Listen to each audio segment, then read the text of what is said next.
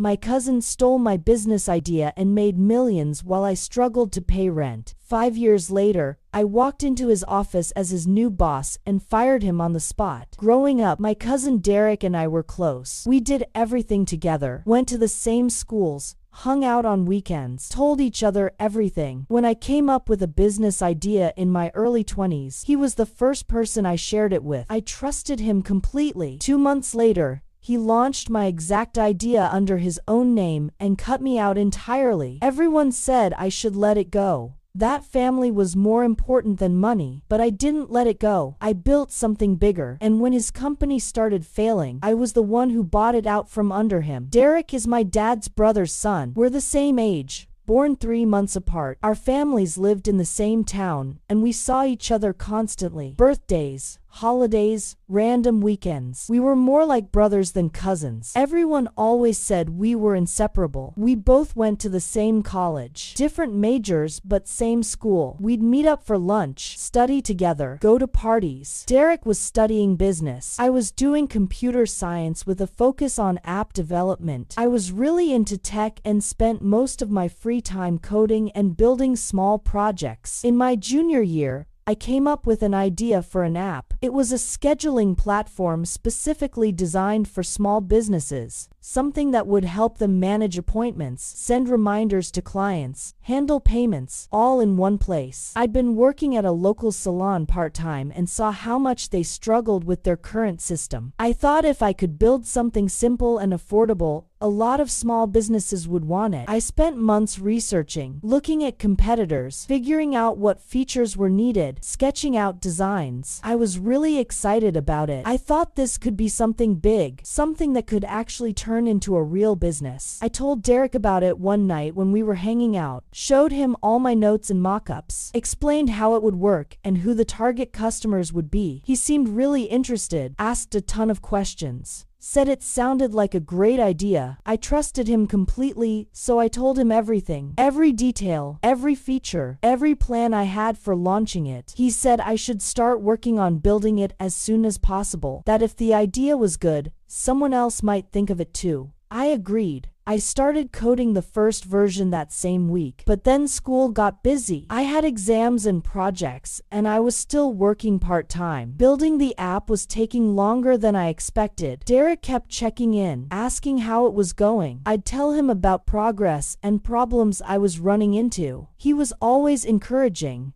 always supportive. Then, about 2 months after I first told him about the idea, Derek stopped answering my calls. I'd text him and he'd respond with short answers. When I'd suggest hanging out, he was always busy. I thought maybe he was stressed about school or something. Didn't think much of it until I saw the announcement on social media. Derek had launched a new app, a scheduling platform for small businesses. The exact idea I'd told him about, the exact features I'd described. Even the name was similar to what I'd been planning to call mine. I called him immediately. He didn't answer. I texted asking what was going on. He replied hours later saying he'd had a similar idea and decided to run with it. That great minds think alike. That there was room in the market for both of us. I was furious. This wasn't a similar idea. This was my idea, down to specific features I'd spent months researching. He'd stolen it and launched it while I was still building my version. I confronted him in person,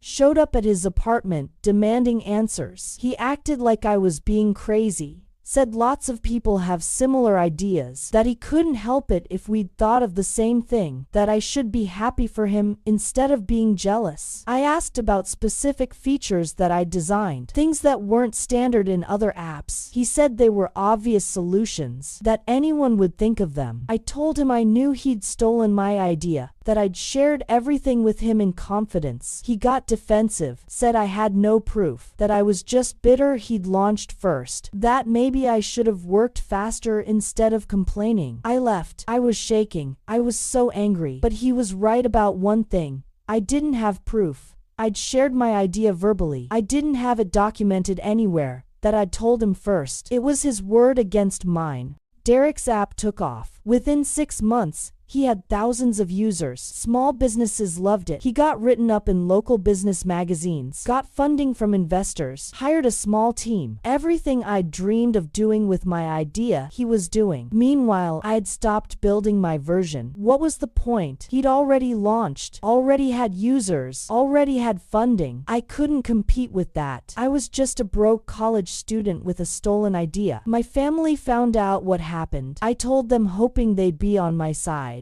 They weren't. My uncle, Derek's dad, said I was making a big deal out of nothing, that business ideas aren't copyrighted, that Derek had worked hard to build his app, and I should be proud of him instead of tearing him down. My aunt said I was being immature, that family was more important than business, that I needed to grow up and stop holding grudges. Even my own parents told me to let it go. They said Derek had always been ambitious, and this was a great opportunity for him, that I should focus on my own path instead of being jealous of his success. Nobody believed me. Nobody cared that he'd stolen from me. They just saw a successful young entrepreneur and a bitter cousin who couldn't handle someone else's success. I stopped going to family events, couldn't stand being around Derek while everyone congratulated him, couldn't stand watching him accept praise for something that should have been mine, couldn't stand the way he'd look at me with this smug smile like he'd won. But he had been lying about this for years. Well, not years at the beginning, but as time went on, Derek kept telling the story of how he came up with the idea. He'd do interviews and podcasts talking about his entrepreneurial journey, about how he identified a gap in the market, about his creative process. He rewrote history and made himself the genius founder. Never mentioned me once. I watched him build the company I should have built,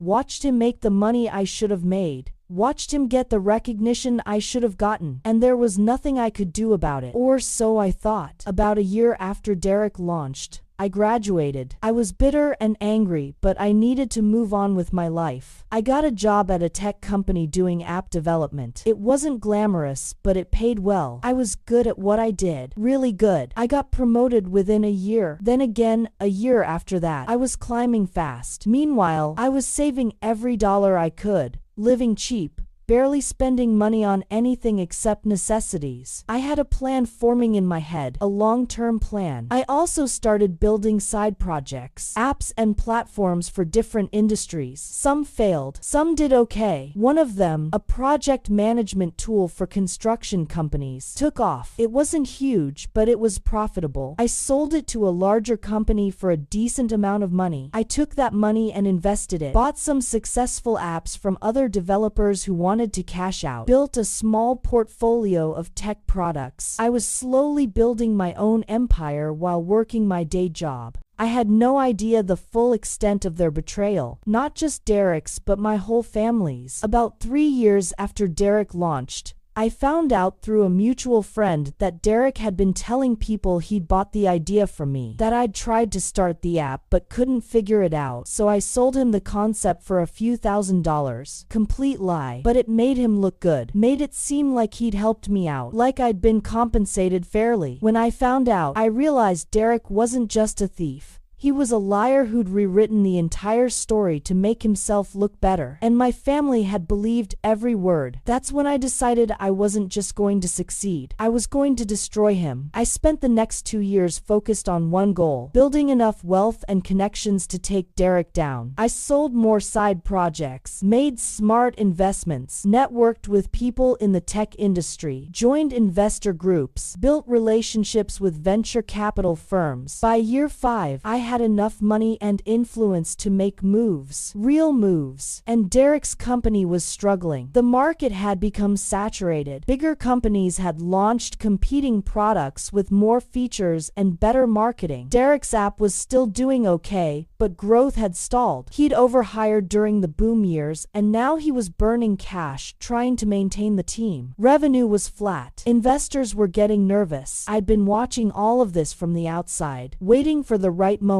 And then it came. Derek's company needed a new round of funding to stay afloat. They were shopping around for investors. I made an offer through an LLC I'd created specifically for this purpose. Derek had no idea it was connected to me. My offer was good, better than anything else they were likely to get, but it came with conditions. I wanted majority ownership. I wanted board control. Essentially, I wanted to own the company. Derek was desperate. His investors pressured him to take the deal, said it was the best option to keep the company alive. He agreed, signed the papers, handed over control of the company he'd built on my stolen idea. The day the deal closed, I showed up at the office. Derek was in a meeting with his team. I walked in unannounced. The look on his face when he saw me was everything. Pure confusion, then recognition, then horror as he realized what had happened. I told him I was the new majority owner, that I'd bought his company out from under him, that everything he'd built was now mine. He tried to argue, tried to say there was a mistake. His lawyer confirmed it was all legal. I owned his company. I spent the next hour going through everything. I fired Derek immediately, said his services were no longer needed. I also fired several of his buddies he'd hired into cushy positions, the people who'd known about the stolen idea but never said anything.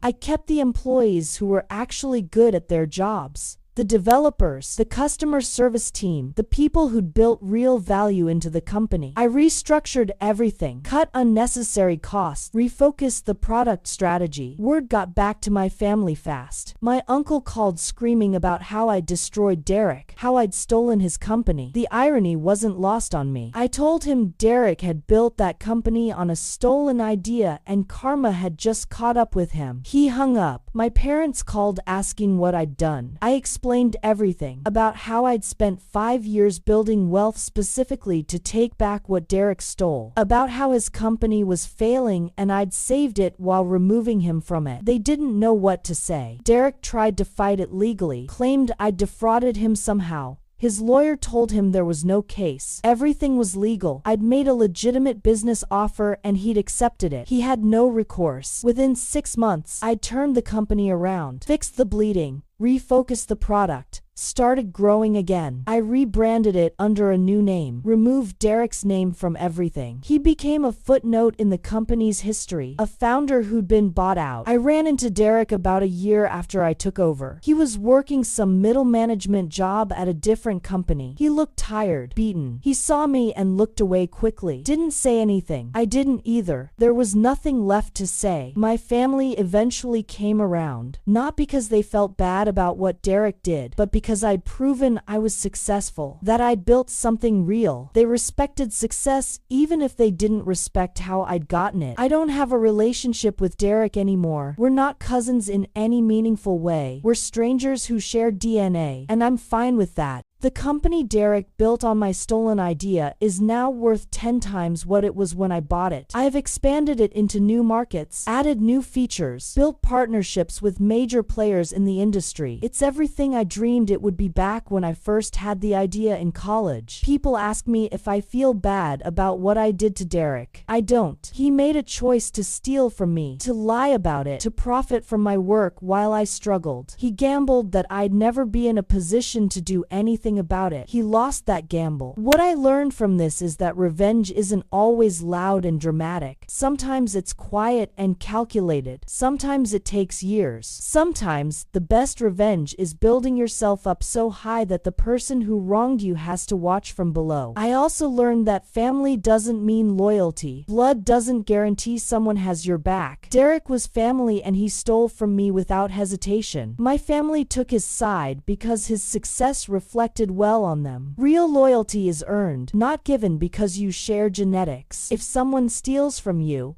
especially someone you trusted, don't just let it go because people tell you to be the bigger person. Being the bigger person doesn't mean accepting injustice. Sometimes it means getting strong enough to correct it yourself. I didn't sue Derek. Didn't destroy him publicly. I just quietly built power until I could take back what was mine. And now every day I run the company that should have been mine from the beginning. I'm reminded that patience and strategy beat anger and impulse every single time. Derek taught me that trust is dangerous, but he also taught me that betrayal can be the best motivation. I wouldn't be where I am today if he hadn't stolen from me. I wouldn't have worked as hard or been as strategic. In a weird way, he did me a favor. He showed me who he really was and gave me a reason to become unstoppable. Subscribe if you believe patience is the ultimate power move.